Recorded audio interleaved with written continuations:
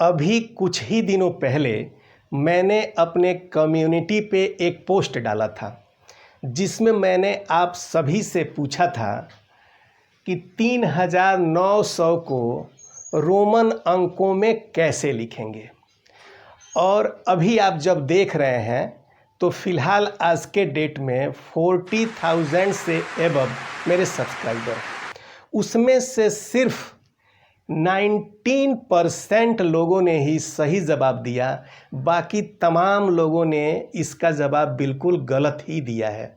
तो मेरे दिमाग में आया और मैंने सोचा कि क्यों न इस पर एक ख़ास वीडियो बनाया जाए ताकि आपको सभी को जानकारी हो जाए कि रोमन नंबर में किस तरह से लिखा जाता है।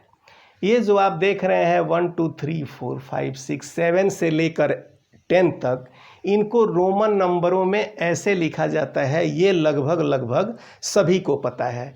छोटे बच्चों को तो ज़्यादा ही पता होगा क्योंकि छोटे क्लासों में ये चीज़ बड़ी प्रॉपरली सिखाई जाती है।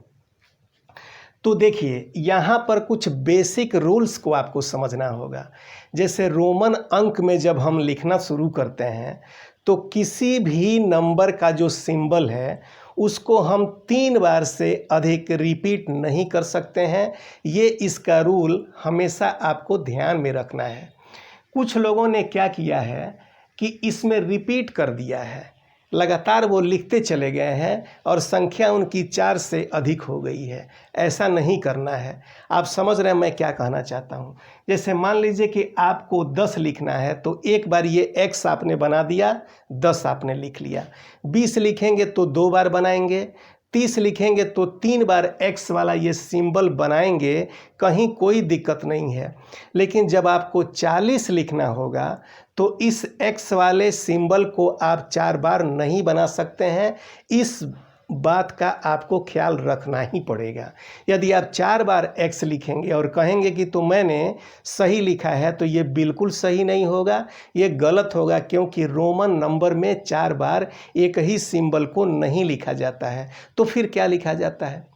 तो उसके आगे का जो दहाई का नंबर है, अभी जो मैंने आपको 10-10 करके समझाया, तो जो आगे का दहाई का नंबर होता है उसके पीछे आप x यानी 10 घटा के लिखेंगे। जब आपको 40 लिखना होगा तो 50 जिस सिंबल से शो होता है उसके पीछे x लिखेंगे तो वो हो जाएगा 40। लेकिन आप 4 बार x नहीं लिख सकते हैं। तो चलिए, इसको याद रखने का एक छोटा सा, बहुत ही आसान, याद रखने लायक एक ट्रिक है। इसको आप सीख लीजिए। आप सीख लीजिए L C D और M। ये बहुत आसान है, LCDM। ठीक है। L जो है वो 50 होता है। ठीक है। 50 को निरूपित करने के लिए L लिखा जाता है। C को निरूपित करने के लिए 100 यानी 100 लिखना है तो हम रोमन नंबर में C लिखते हैं। और D अगर लिखना है तो हम 500 लिखते हैं। और M 1000 के लिए लिखा जाता है। ठीक है। तो मान लीजिए कि यदि आपको 40 लिखना है तो आप यहाँ पर x x x ऐसे नहीं लिख सकते हैं। ये देखिए, मान लीजिए कि आपको 40 लिखना है तो आप अगर x x x x इस तरह से लिखेंगे, इस तरह से, तो ये जो है बिल्कुल गलत हो जाएगा। ठीक है। ऐसा आप नहीं लिख सकते हैं। तो किस तरह से लिखेंगे? देखिए, इस 40 को आप लिखेंगे, ये देखिए 50 लिखा हुआ है ना, तो 50 से 10 कम 40 होता है, तो आप यहाँ पे 50 का सिंबल L लिखेंगे। ठीक। और इससे 10 कम यानी इसके पीछे आपको इस तरह से x लिख देना है, तो ये जो है XL 40 का हो जाएगा। ठीक है। मुझे आशा है कि आप इस चीज़ को धीरे धीरे समझ रहे हैं। ठीक है। ये आपका करेक्ट हो जाएगा। यदि आपने 4 बार लिखा x x x 40 के लिए तो वो कतई सही नहीं होगा, वो गलत हो जाएगा। ठीक है। आई होप कि आप समझ पा रहे होंगे। चलिए अब आगे बढ़ते हैं। ये आप याद रखिएगा LCDM, तो आपको लिखने में आसानी होगी। अब मान लीजिए कि आपको लिखना है 300 आपको लिखना है तो C आप 3 बार लिख सकते हैं।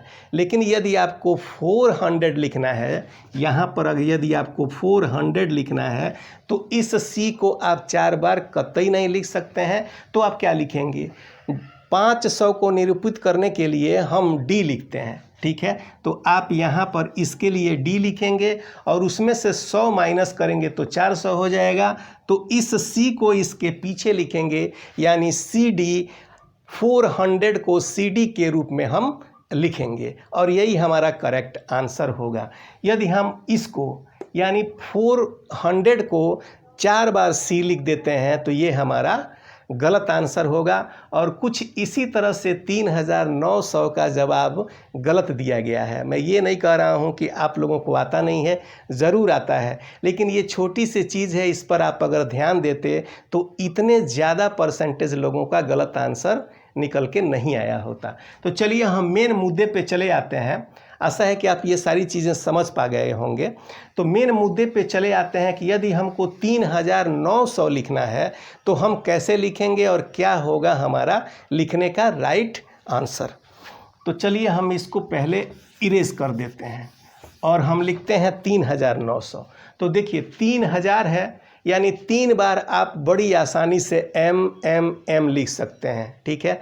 तो हम सबसे पहले इसके लिए हम 3 बार m लिख लेते हैं, m और m, ये हमारा 3000 हो चुका है।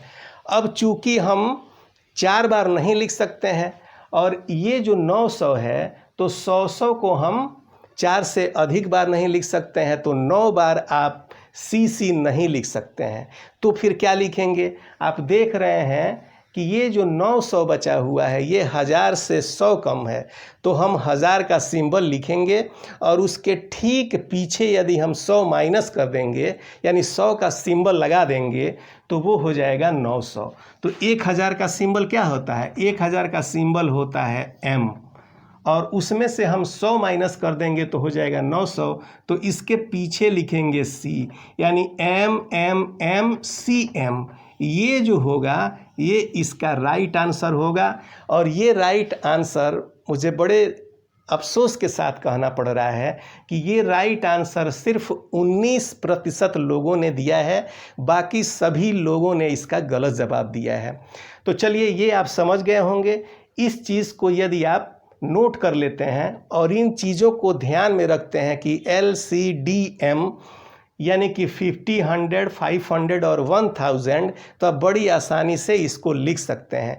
यदि आपको कहीं कोई कन्फ्यूज़न है तो कमेंट बॉक्स में इसको आप आंसर देने के लिए पूछ सकते हैं, मैं उसको बड़े अच्छे से आपके पास आंसर रिप्लाई कर दूंगा। कहीं कोई दिक्कत होगी कमेंट बॉक्स में ज़रूर लिखिएगा। यदि चैनल पे नए हैं और चैनल को सब्सक्राइब नहीं किए हैं तो सब्सक्राइब करके नोटिफिकेशन बेल को ऑल पे सेट करके रखिएगा। आपको यहाँ से मैथ से रिलेटेड बहुत ही अच्छे वीडियो देखने को मिलते हैं। चलिए आज की वीडियो में इतना ही। आप अपना बहुत ख्याल कीजिएगा। नई वीडियो तक इंतज़ार करते रहिए। जय हिंद।